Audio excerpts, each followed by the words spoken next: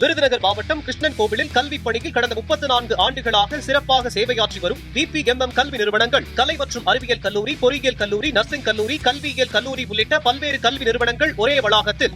மேகதாது அணை திட்டத்திற்கான திருத்தப்பட்ட விரிவான திட்ட வரைவு அறிக்கையை கர்நாடக அரசு மத்திய அரசிடம் சமர்ப்பித்துள்ளது.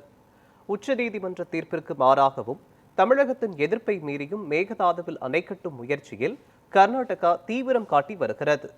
இந்த நிலையில் மேகதாது அணை திட்டத்திற்கான திருத்தப்பட்ட விரிவான திட்ட அறிக்கையை மத்திய நீர்வள ஆணையத்திடம் கர்நாடகா சமர்ப்பித்துள்ளது.